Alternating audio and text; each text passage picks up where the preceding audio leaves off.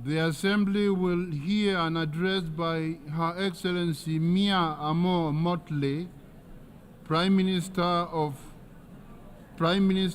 Minister for National Security and the Public Service, and Minister for Finance, Economic Affairs and Investment of Barbados. I request protocol to escort Her Excellency and invite her to address the Assembly.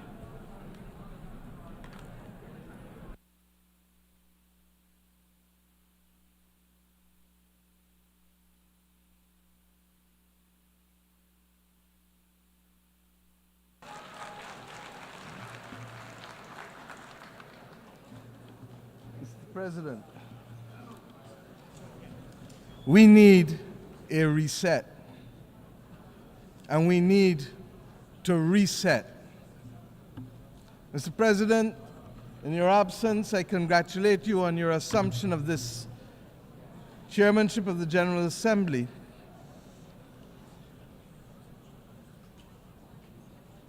We can wait.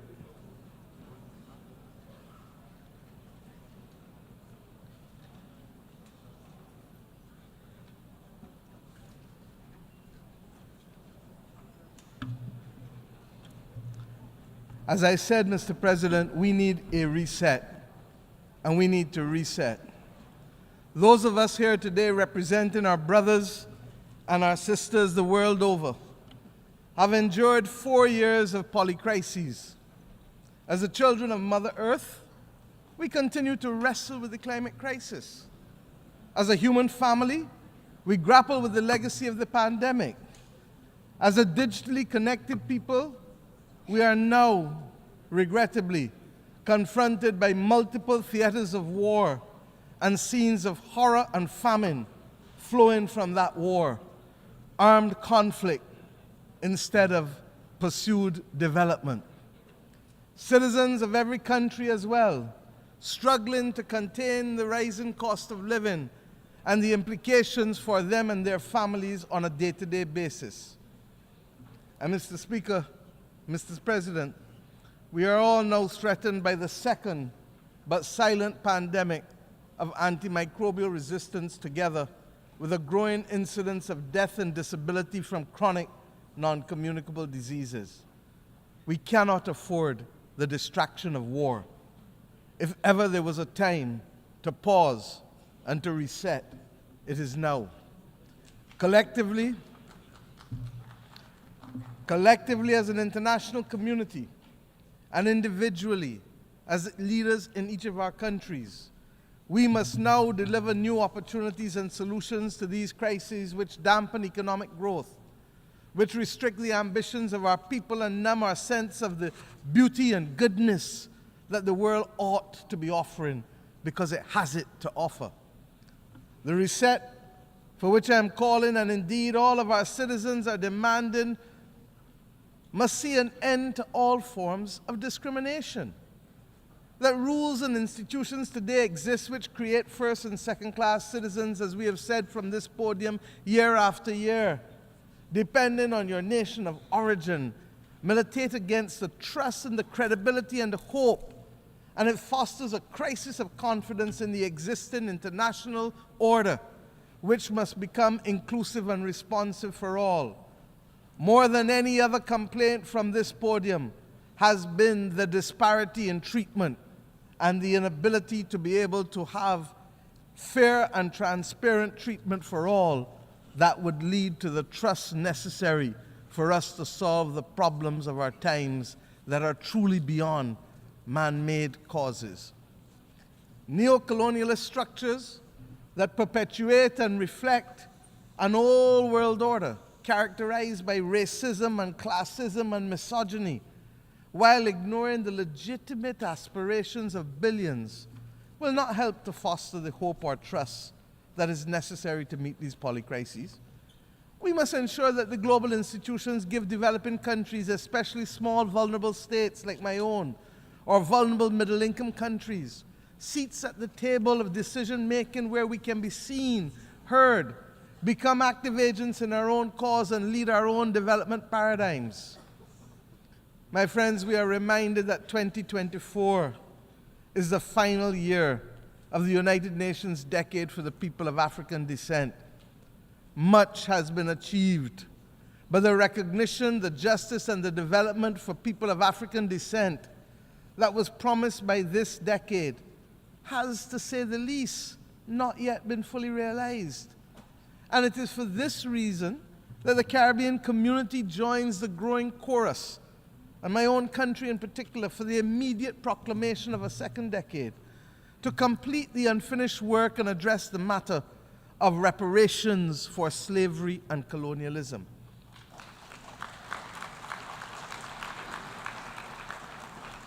I start here because this is a necessary but complex conversation.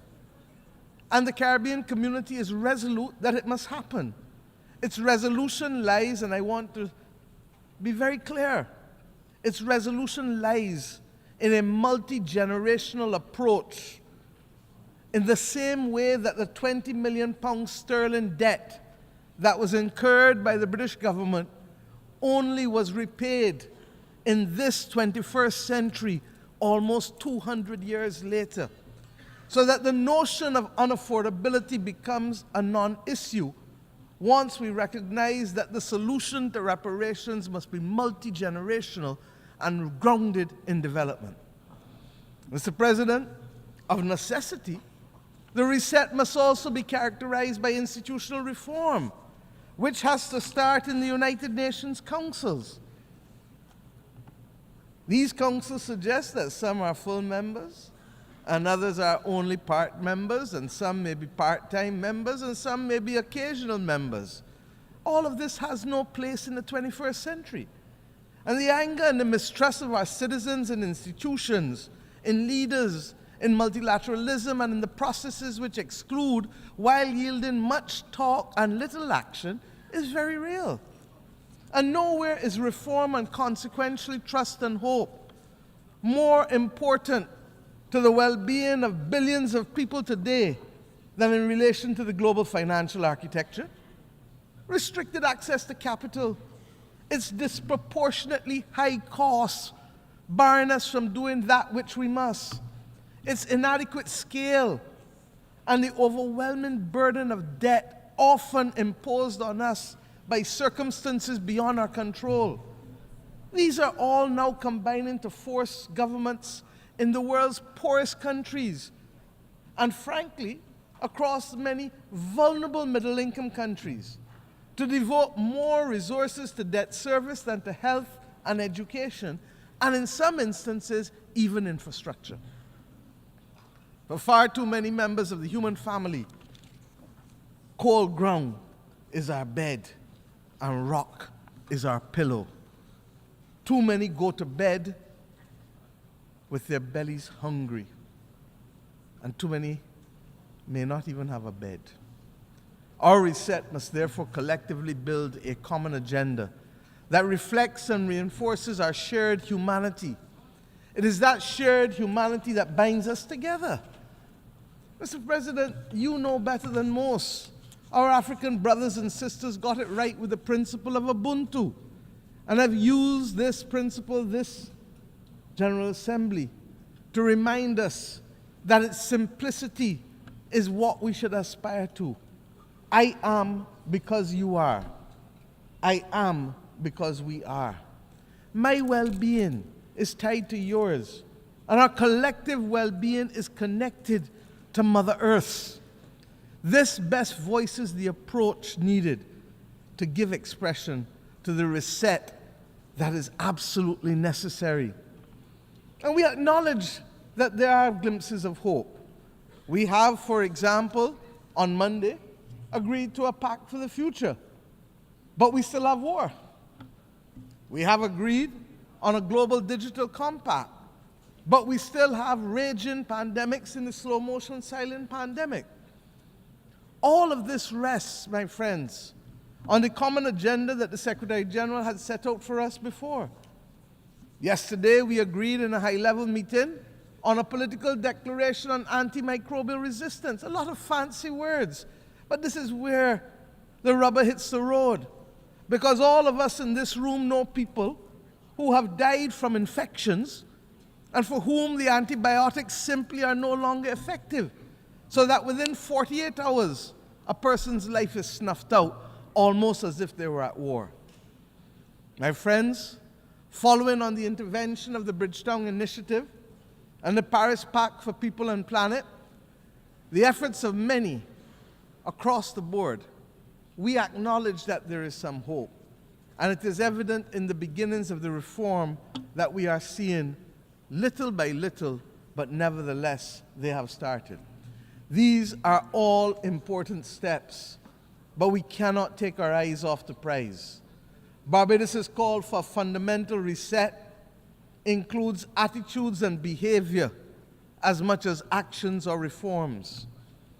Heads of government are in agree that we must trigger national development agendas of transformation with both speed and scale. We have a date with destiny against 1.5 degrees. We know that that is what is needed to survive. And the implications for people, even as we speak, can be dire. But if there is a failure to act with clarity of purpose, and if the political will retards progress on the front of the much-needed reform within the international financial institutions, purely because heads of government do not speak to ministers of finance when they reach Washington, D.C., or their board directors, if there is a need for that to be dealt with, then, my friends, there must be a commitment to be equal to the current challenges of member states if we are not to perpetuate the discriminatory practices that result in undermining the transformational opportunities that we need. Depriving vulnerable countries from being able to access concessional income that is long enough to build the resilience to save lives and to protect livelihoods is unjust. And that is why we must remain focused. That is why, my friends, we launched yesterday the third iteration of the Bridgetown Initiative, which identifies three key principles, very simply. One, we must change the rules of the international financial system and reform its governance and instruments.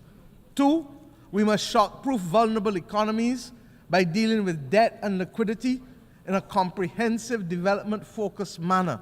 And if we need to give countries a shot of liquidity like we give them a shot of adrenaline to avoid them falling off the cliff of death, then we must do so. And thirdly, we must augment financing by boosting country capacity to invest in resilience by several means, including what has been announced already, the rechanneling of special drawing rights through our multilateral development partners, but that will only be truly effective if there is another issuance of SDRs in the near future. Indeed, we must also address the challenge, and this I believe to be the fundamental mission of this generation, of how we are going to secure the global public commons to be able to maintain our safety and stability as a global community. We're going to have to discuss how we can secure it, and of course, how we must finance it. And that is not only the climate crisis or the loss of biodiversity that we speak about, but the other many global challenges that can truly destabilize countries and regions. Mr. President, these considerations are of fundamental importance to the sustainable existence of our generations, future generations. The SIDS agenda is another story of promises made but not kept. 30 years ago, the international community gathered in my own country to take action for the first time on the unique challenges faced by small island developing states. We birthed in my home country the first ever global agenda for small island developing states, which became known as the Barbados Program of Action. I thank Mauritius for its strategy of implementation, Samoa for its pathway. They were carriers of the baton of a development agenda for small island developing states in the intervening years, in the face of multiple global crises from health to climate to finance. The vulnerabilities, yes, of our countries as small states have become more pronounced. In May of this year, we gathered in Antigua and Barbuda for the 4th International Conference on Small Island Developing States. And I call on the international community and the multilateral system to let us work together to ensure that the promise created in Bridgetown in 1994 is delivered and realized through the Antigua and Barbuda Agenda for SIDS 2024, otherwise known as ABBAS. Let me use this opportunity as well to inform you that 2 days ago we took over the presidency of the Climate Vulnerable Forum, the V20 countries of the world, from Ghana, whose president I would like to thank for the excellent stewardship of the group over the past 2 years, and indeed for the strengthening of its institutional capacity. The priorities of our term as chair of the V20 countries will be the multiple dimensions of climate crisis, dealing with them, the impact of the climate crisis on human health, and of course, the issue of debt and climate, because if we don't solve that, we cannot take the appropriate actions to deal with climate. I invite all United Nations members who are not yet members of the V20 but who are climate vulnerable to join this group, because it is only through amplification of our voices and consistency of our message and solidarity that we will continue to see the pace and scale of reforms that we need to be able to save our people's lives. I commend to you the declaration of the leaders of the Climate Vulnerable Forum that was adopted this week on Wednesday.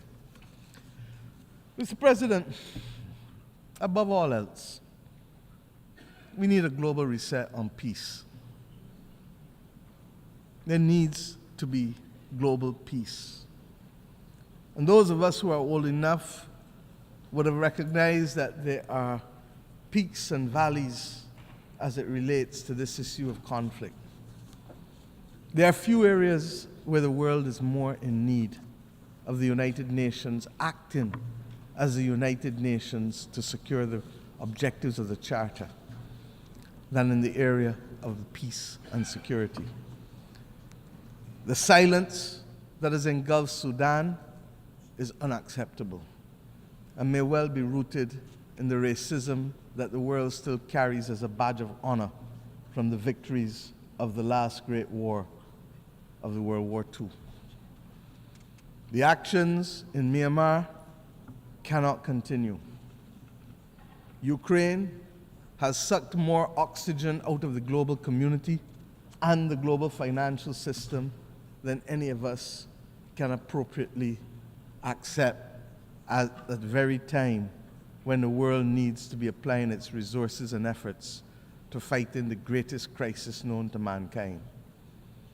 And the spread of the war from Gaza to the consequences in the West Bank to now clearly what is happening in Lebanon as we speak with Israel, all of these are but the tip of an iceberg of death, violence, and instability, and robs the global community of oxygen and resources at the very time when we need it most in a strategic way.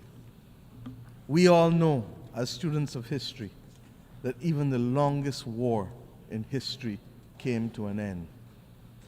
These wars, yes, they too will come to an end.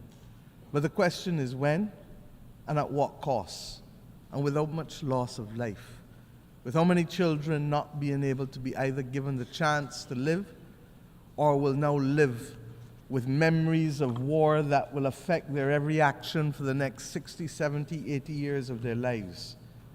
Innocent people are paying the price with the one thing that is theirs to give, and they don't give it willingly. It is their life.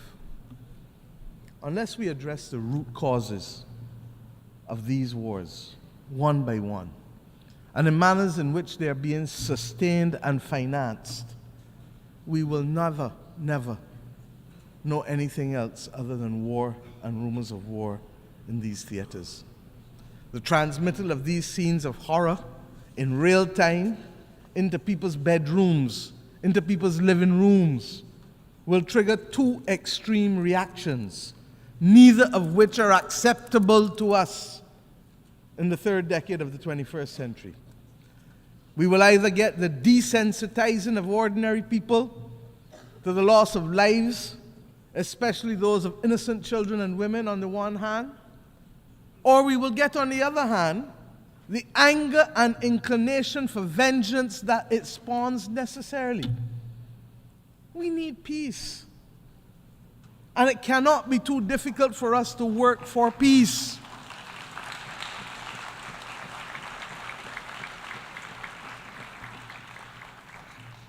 It is the same Bible that tells us in the stories of the Old Testament, much which has guided many people across this world.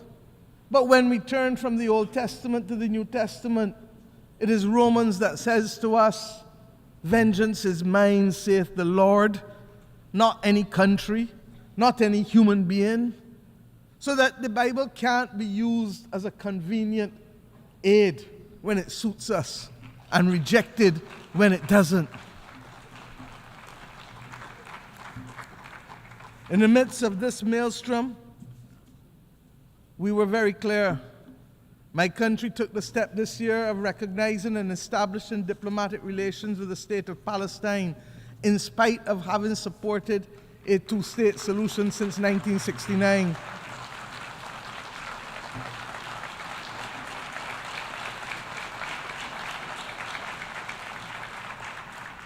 And we did this because it is clear to us that the state and people of Palestine, human beings, are entitled to full recognition by integration into and support from the international community. The Charter does not say we the people, with the exception of any one group from any one part of the world. We join with others, therefore, in congratulating the state of Palestine in taking their seat among the United Nations member states, as they did on the 10th of September of this year.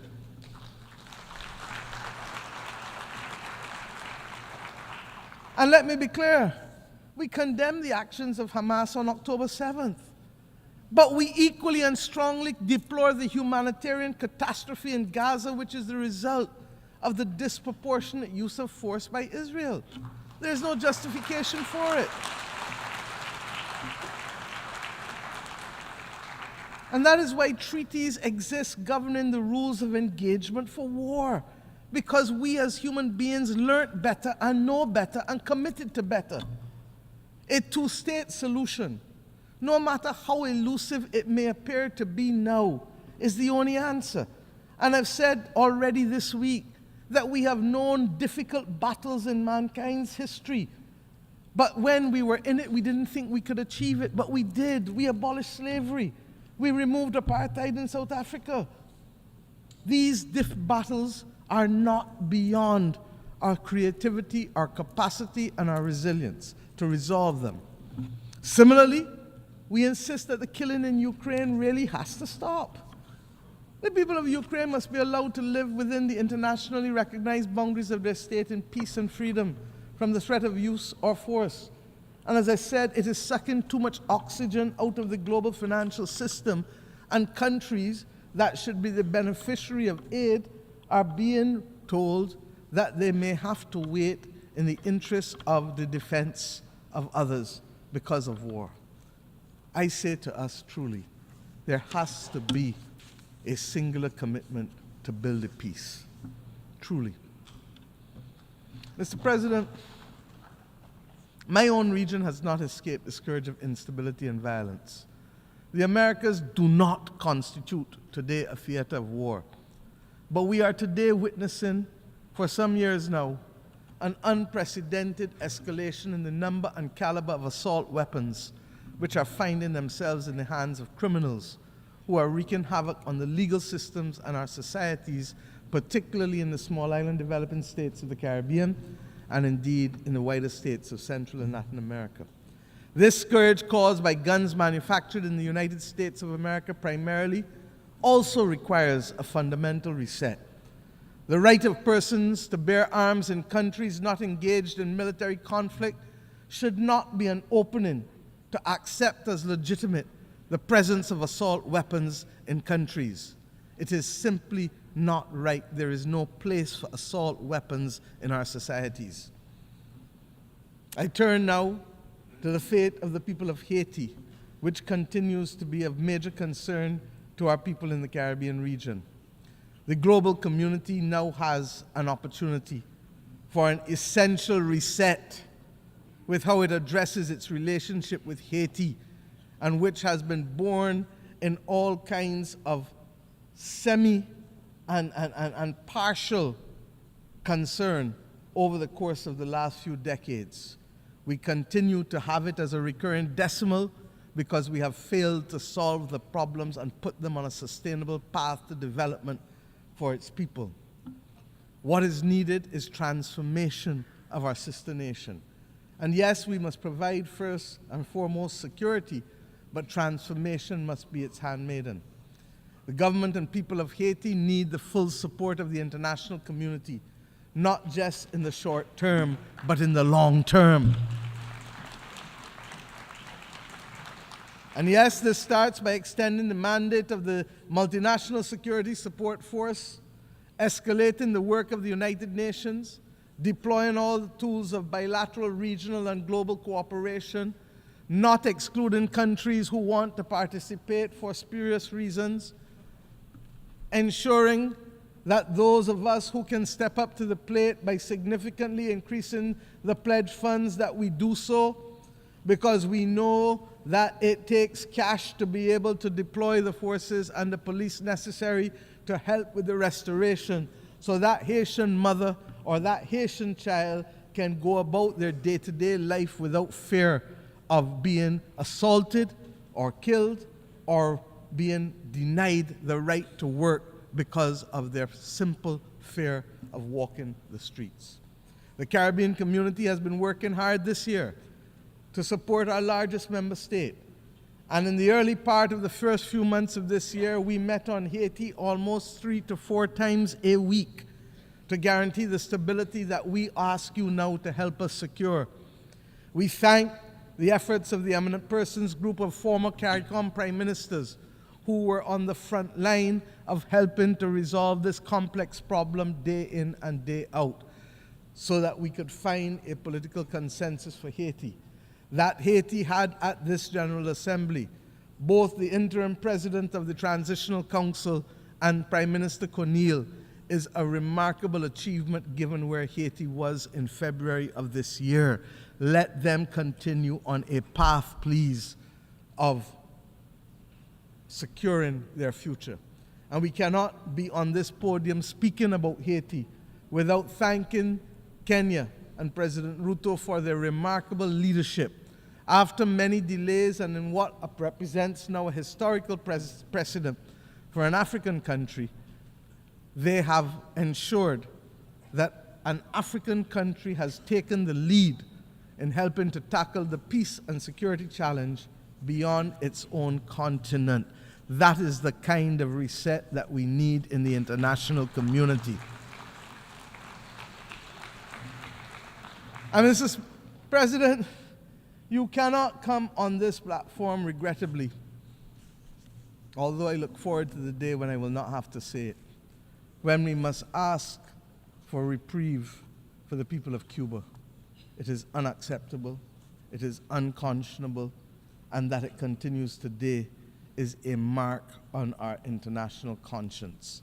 The Cuban people continue to face the most dire of economic circumstances, and that this is directly as a result of its exclusion and its designation as a state sponsor of terrorism.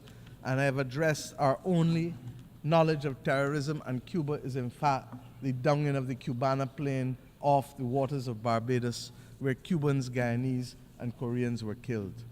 My friends, Cuba has been a valuable partner stepping up for us when it has mattered most, by the provision of nurses and doctors in pandemics, and by the provision of other essential workers when the global community needed it and when people needed to be liberated in Southern Africa. The reality is that we must have and continue to have resolve in calling for the embargo to be lifted, and we will condemn it year after year after year because it is simply wrong. As we say so, we pray that the people of Cuba, as they determine what damages they have found from Hurricane Helen, as well as we pray for the people of Florida, who clearly are going to spend the next few days identifying the damage as a result of a hurricane that hit Category 4 when it reached Florida. This is the climate crisis that we speak about. The people of Nigeria are still counting the bodies with respect to the floods that took place there. We have hard work to do. In our own Caribbean region, Beryl literally decimated the islands of Carriacou and Union Island, and indeed would have affected Grenada and St. Vincent more broadly. Jamaica and my own country's coastal infrastructure was significantly affected, with our fishing industry, 90% of it being decimated. This season of superlatives, with its floods and droughts, its hurricanes and fires, will take the lives and livelihoods of too many. The climate crisis is hitting us almost weekly across the globe. The deniers of the climate crisis, they too need a reset that will admit of the absolute necessity of collective action by the global community to save our way of life and our planet. Mr. President, at the start of this week, the skies were much darker. I truly believe so. We are starting to see some glimmers of light.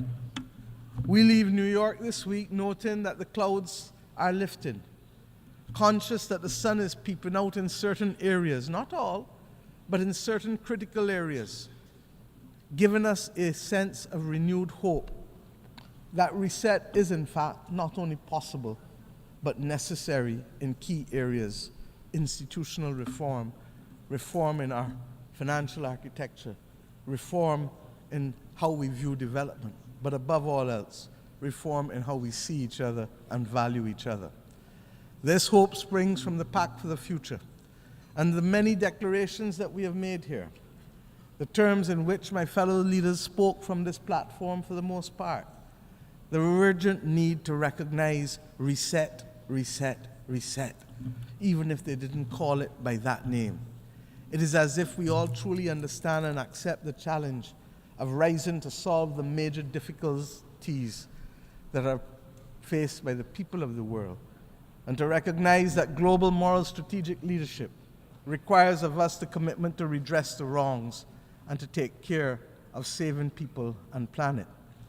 But recognition of the need for the reset, while it is the first step in any issue, what is now also needed is eternal vigilance as our companion, so that as we take the steps to transform attitudes and institutions and rules, we will not succeed overnight. We will not succeed even in the next decade. But if we don't do the reset to change the legacy of centuries of exploitation and domination, we will not be fit for purpose to meet the needs of our people in the third decade of the 21st century. I can think, therefore, of no better way to conclude than with a song that I had cause to use almost 30 years ago from my own country. Song from Edwin Yearwood, when I first stood on this podium almost 30 years ago in 1995 as a young minister of youth. And I quote, "A voice in my head keeps talking to me. It tells me the road is long. It tells me we must be strong. Roll with the pain and roll with the strife, for today is the rest of the start of your life." Mr. President, may the new hope fostered here this week signal the start of a new deal for people who hitherto were not seen, and even with the existence of this body, whose voice and presence were not felt. These people have been recognized too often, and these countries, as mere statistics, and not with the human dignity that is their birthright, or the human dignity that is the conferred right from these United Nations. Mr. President, I thank you.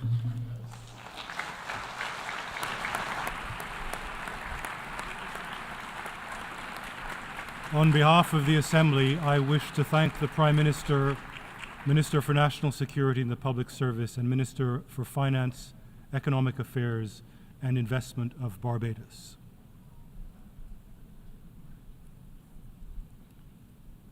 The Assembly will now hear an address by His Excellency